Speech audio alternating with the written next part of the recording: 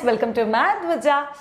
Summer के लिए special recipes का हम लोग आपके लिए सीरीज कर रहे हैं। आज हम लोग लेके आए हैं कोकोनट कुल्फी आपके बच्चों के लिए। शायद कोकोनट कुल्फी बच्चों को दे सकते हैं, 100% दे सकते हो। सिर्फ उसमें जो दूध यूज़ किया हुआ है वो हम लोग एनिमल मिल्क यूज़ कर रहे हैं। अगर आपका बच्चा 1 साल प्लस है तो आप लोग भी यूज़ कर सकते हो। अगर आपका बच्चा 1 साल के अंदर है तो फिर आप लोग उस जगह पे कोकोनट मिल्क या एक्सप्रेस मदर्स मिल्क यूज़ कर सकते हो। एक्सप्रेस मदर्स मिल्क को गर्म नहीं करते हैं, वो आपको ठंडा ही यूज़ करना पड़ेगा। बट अगर आप लोग कोकोनट मिल्क यूज़ कर रहे हो तो फिर आप उसको गर्म कर सकते हो। ये हो गई कुछ बहुत बेसिक डिटेल्स जो इस रेसिपी की आपको पता होनी चाहिए। फ्रेश कोकोनट या टेंडर कोकोनट क्यों यूज़ होता है, उसके फ़ायदे क्या है, all of you should know. आपके बच्चों को आपने बहुत कॉमनली देखा होगा कि बच्चों को कॉन्स्टिपेशन होता है। शायद आइसक्रीम और कॉन्स्टिपेशन का क्या कनेक्शन है? By the way, fresh coconut या टेंडर कोकोनट में होता है MCT, मीडियम चेन ट्राइग्लिसराइड्स। ये वो टाइप के फैट्स है जो बच्चों के लिवर के ऊपर लोड नहीं देता और बच्चों के लिए बहुत हेल्दी फैट का काम करता है। दूसरा चीज़, जो फ्रेश कोकोनट होता है वो बहुत कमाल का नेचुरल लैक्सेटिव है। आपको बच्चों के केस में कई बार दिखाई देगा कि बच्चों को कॉन्स्टिपेशन हो जाता है, बच्चों को पॉटी हो ही नहीं रहा, तो बच्चों के खाने में और डाइट में टेंडर कोकोनट ऐड करना इज़ एक्सट्रीमली पॉजिटिव थिंग। तो आप लोग को वो चीज़ ऐड करना चाहिए। तीसरा बहुत इंपॉर्टेंट चीज़, कई बार बच्चों को टीदिंग के समय कुछ ठंडा चीज़ खाने के लिए देने से बच्चों को बहुत अच्छा लगता है। बट ऐसे समय बच्चों को टीदर्स देना जिसमें जेल है, या बच्चे पानी वाले लिक्विड फील्ड टीदर्स को चबाते हैं, which is not positive for the child. इसीलिए बच्चों के टीदर्स जब भी आप लोग यूज़ करते हो बिना लिक्विड वाले होने चाहिए।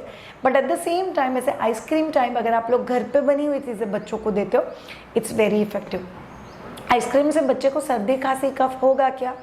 Ideally you should give ice cream in the time when it's Sunny समय पर अगर आप लोग आइसक्रीम देते हो और आइसक्रीम खाने के बाद अगर बच्चे को 2 घूंट पानी देते हो तो ट्रस्ट मी, बच्चों के ऊपर उसके साइड इफ़ेक्ट्स नहीं होने वाले। सो ये कुछ बेसिक चीज़ें थी जो आप लोगों को पता होनी चाहिए। बाय द वे, आपको एक कमाल के 2 मायदूजा के प्रोडक्ट्स बताने हैं।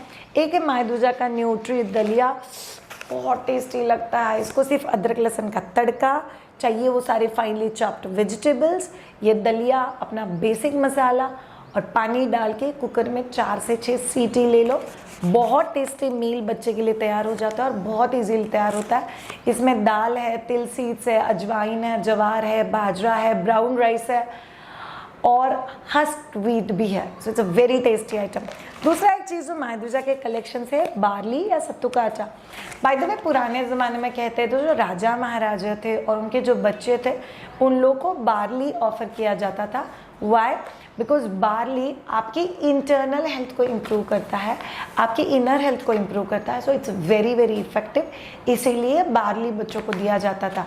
अगर वही बड़ा कोई बार्ली खाता है तो ये वेट लॉस में भी हेल्प कर सकता है। सो इसे हम लोगों ने इसे लॉन्च किया है, बार्ली स्पेशली फॉर किड्स और उन मदर्स के लिए जिन लोगों को वेट लॉस करना है।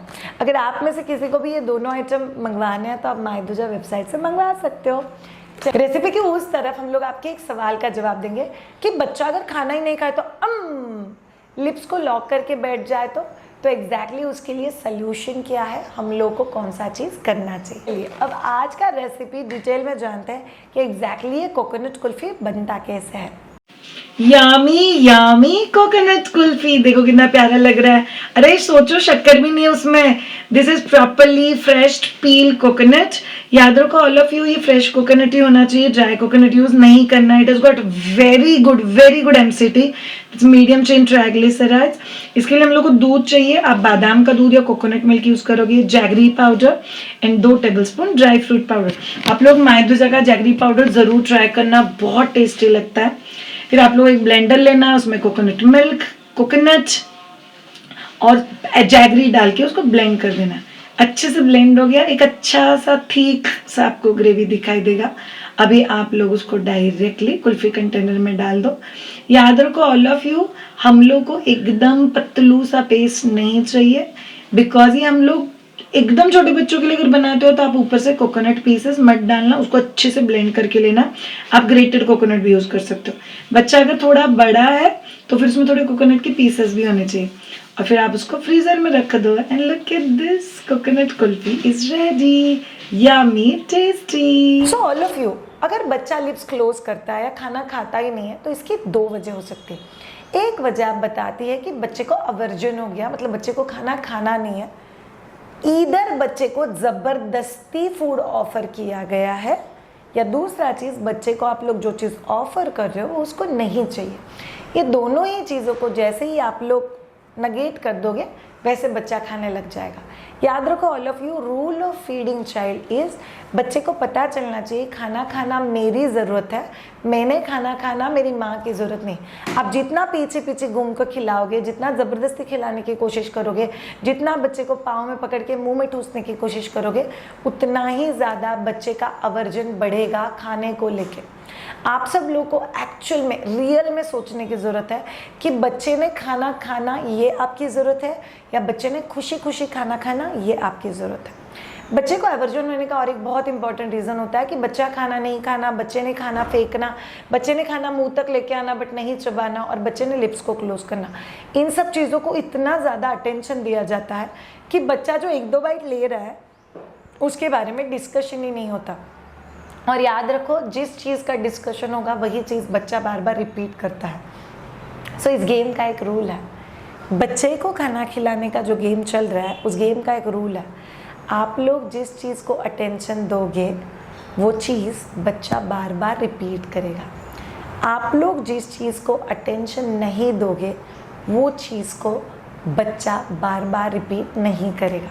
सो आप खुद सोचो, श्योर बट वो बच्चा लिप्स क्लोज कर देता है, उसको बहुत टेंशन हो रहा है। चलो ठीक है, आपने डिस्कशन कर लिया, फैमिली वालों के साथ बात कर लिया, क्या बच्चे ने खाना शुरू कर दिया? नहीं ना, वैसे भी बच्चा नहीं खा रहा है। So better try something that is a more positive approach and that will help you big time. So thank you so much all of you. Summer cold recipes का ये आखिरी सीरीज़ था। हम लोगों ने आपके लिए कमाल के 10 रेसिपीज़ लेके आई हूँ जो समर के लिए बहुत स्पेशल है।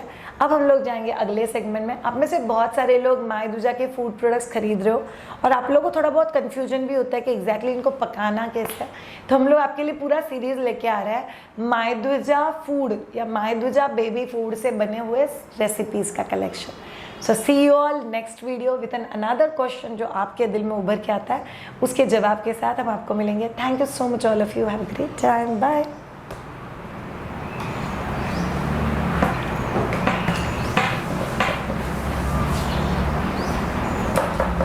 मी तुला एक तो व्हिडिओ टाकला होता, आठवतं का गं? एक यूट्यूब व्हिडिओ